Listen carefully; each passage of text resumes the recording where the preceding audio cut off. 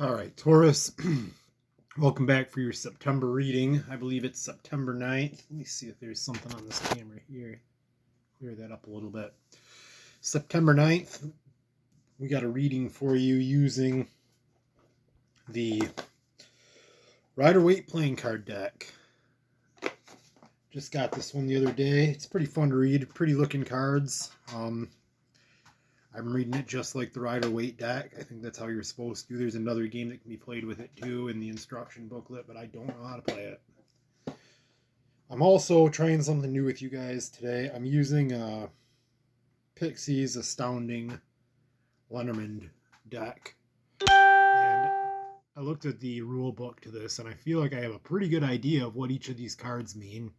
Or at least, just looking at them intuitively, I was pretty close on reading what each of them mean just at a glance. I'm far from being an expert on how to do this. I know that there's different spreads that you can do with the Lenormand deck that I'm not familiar with, but I'm going to use these kind of like I use the Oracle of the Radiant Sun that you've seen in some of my other videos, and just take them at face value. Okay, so let's have a look at the pull. Your energy is represented by the Five of Swords and the Queen of Cups. The people around you are represented by the Knight of Wands and the Four of Cups. And the energy that connects you to the people around you is the King of Cups. Now up here, possible outcome, we've got the Ten of Swords reversed. And we've got the Hermit reversed. Down here, another outcome. We've got Justice reversed. And we've got the Wheel of Fortune. So what's all this mean? Okay. So I see you putting some thought into something, and you finally came to a conclusion, and you made a decision that other people just might not agree with. But you're at peace with that. It's something that you thought through, and you've came to terms with it, and this is something that is what's right for you, and you know it's right for you, and you've decided that you don't really care what other people think. And that's okay. So you've decided to make the decision to move on independently, even if the people around you aren't on board, and it could be one person and it could be many. I try to make these as broad as possible so you can apply these to just about whatever situation you have. Although I do see this reading being more of a relationship reading rather than a work reading. I see you being at peace with this decision. I see a sense of calm and happiness, and I see you ready to nurture something new. I see you I see lots of love energy here. I see you being like there may be a new person in your life, or maybe not a new person, but a person that's been in your life for a while, and you're finally starting to embrace the feelings that you've had for this person or the feelings that you're developing. I see an overall sense of acceptance here for this month as of right now. And the people in your life, or the person in your life, I see them as taking a leap of faith or making a decision that they don't have a great deal of confidence in. They're acting impulsively this month. They're doing things that they're unsure about, but they believe that it could be for the right reason.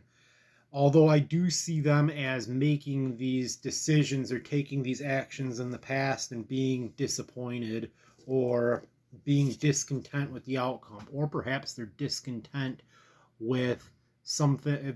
I can look at this one of two ways. Either they're discontent with something that you've done, or they're discontent with the way things have been going for them, and they are on to something new, but they're moving on to something new with an uncertain outcome.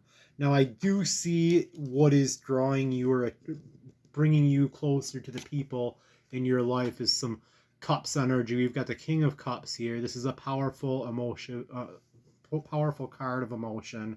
I see this as an emotional mastery or emotional completion. So I see this as ultimately being something that brings you closer to the people around you. And I see this as like it's a positive interaction between the people around you, although they may take some of that nurturing energy that you're fostering this month in order to get them to come to terms, because they're in a place of uncertainty and discontent right now.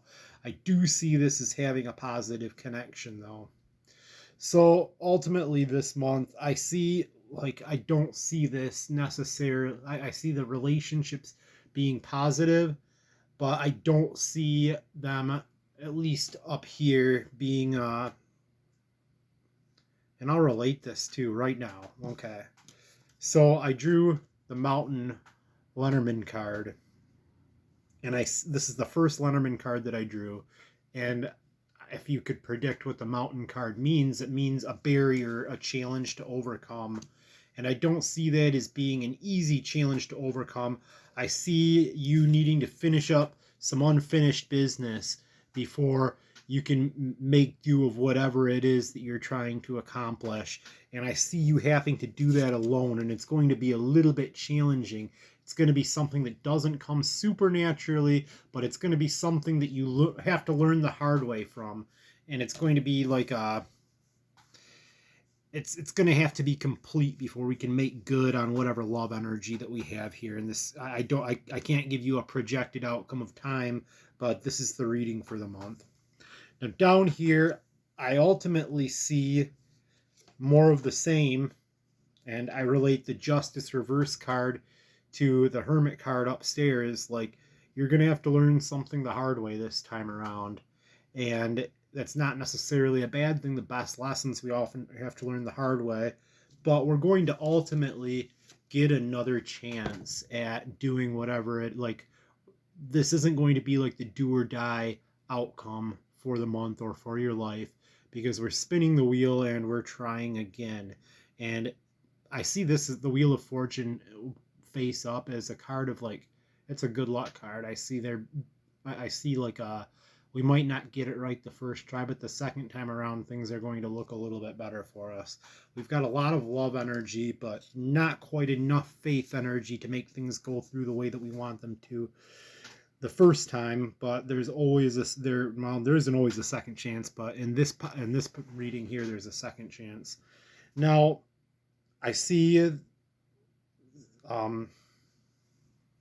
I would relate the dog to the love energy. I see the dog as a card of friendship and companionship.